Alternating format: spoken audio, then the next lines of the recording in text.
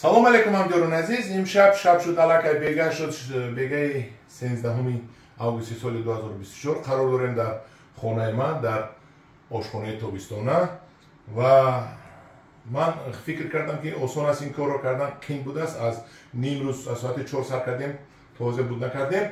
امروز من به شما نشان میدم تیار کردن مویز از همین انگور کشمیش. انگور کشمیش استالیتی است امریکایی و خیلی که من خوندم از دیگر کامنتاری گفته های دیگر آدم‌ها که محض برای مویز تیار کردن این برآورده شده است و با من از ولایت سوخت پرسیدم که چه همین مویزی زرد رو تیار کنیم که همین زردی طلایی شود رنگ بزرگ دست کنه از مویزی 40-50 سومه و 60 سومه و با من گفتن که 10 لیتر آب ریختن در کار جوشوندن در کار وقتی انگور کم بودند. انگور بسیار باشد اگر 100 لیتر کنده قدیمه جوشونه دوباره من بالای تجهیزات برقی مونده آب رو جوشوندم از همین سولفور یعنی که اونتین گوگل میگویم الان نشان که این سولفور است 200 گرم انداختم 200 گرم گذاشتم و جوشید 2 ساعت 2.5 ساعت محلول شد. این با اندک جوشیدن محلول نمیشود. بعد بالایش یک 200 گرم نمک اشخور پرتوفتم. این نمک است نمک اشخور اینو با ارگانیسم ضرر نمیکنند با من گفتن و طرز میز کنی همین خیر است. اشخور رو پرتوفته یک خوشه انگور رو بالای همین 30 تا مونده گرفتم. انگور تنش کفید تنه انگور باید کفد چون که همین اشخور تنه انگور رو میکفوند برای هر چیز زودتر خشک شدن. سولفور باشد زردی بزرگگذر میکند.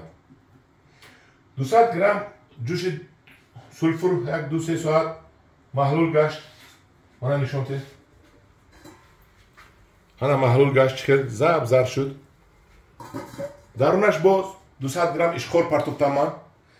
بینده اشخور چی ریاکسه میتر یک کم ترک پرتوی من کم ترک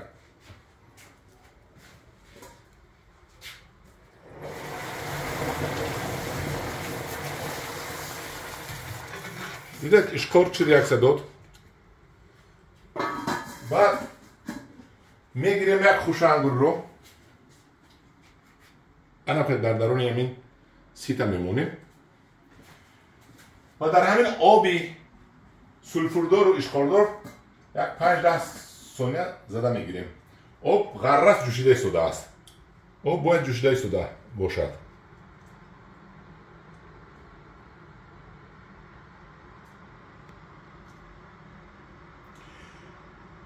و 5-6-10 ثانیه میزنه میگیریم.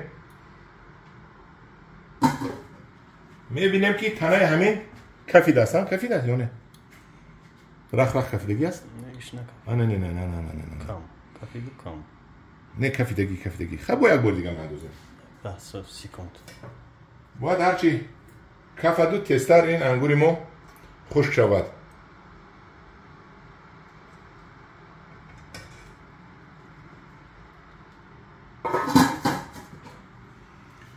انگور رو میگیریم ما خیلی بالای طبق میمونیم و برای اون که خیلی که خوشدکا از خوجم به من گفتم برای که انگور ما مویز ما درازک شود این خوشه ها رو ما باید آویخته مونیم. اگر این خیلی بالای یگان ظرف ده بالای چوب ده یا دیگر چیز ده بالای زمین ده خوش کنیم اگر این درازک نمی شود و باز تکرار میکنم من خوشه انگور رو میگیریم میمونیم 2-3 دقیقه توقف میکنیم تو این نغز جوشد. من مویز ما اینش علاقه زرد شد. این خوشه یکم گذاشتگی خیلی رنگش هم زردتر بود بگمونم. خیلی میبینم که چه خیلی میشود میگیریم من نه جوش شده است ولی این جوشد یک کم ترک. همداران عزیز ما یک 3-4 دقیقه توقف کردیم پاوزا کردیم تو آبی ما جوشیدن چون که همین میوه انگور رو مویز کنی باشد بالای آبی بلقص جوشیدگی ده میمونده میگیره وقتی که یک خوشش مونده از جوش میمونه و کمتر طاقت میکنه. اگر اینو بمون بالای دیگ میشد و تکش کنده میپرتافتیم از جوش نمیمون، بلقص جوشیدن میگیره و ما به ایست همین کارمون رو ادامه میدادیم. کار قیم بود اصلا که عرق شش خطور ریخت از من ببینید قرار است جوشیده ایستاد اصلا دیدید همیده میپرتویم یک 6-7 سکوند داشته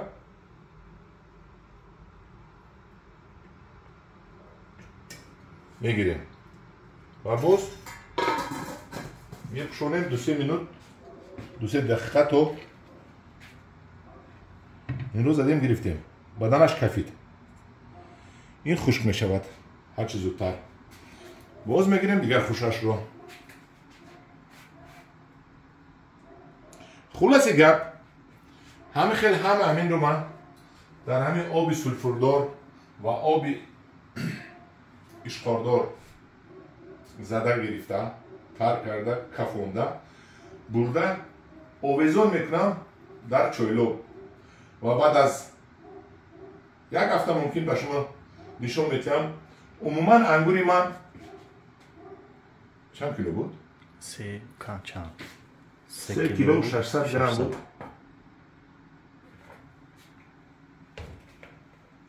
3 کیلو 600 گرم بود. از 3 کیلو 600 گرم چقدر مو 3 کیلو 600 گرم بود. چقدر مو بله چقدر مو مویز میگیریم بعد طرحو جمع میکنیم. اینا یک دیگرش زده گیریم بعد با شما اینا غرس جوش شده است.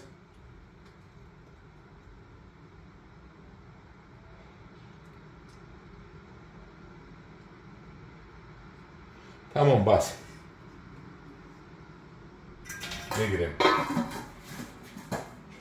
باز تکرار میکنم دیگ باشه در بلاشو محکم نمیکنیم کنده رو میمونیم قررس جوشیدن میگیره تونه مویز میکنیم لیکن کارش قیم بده است.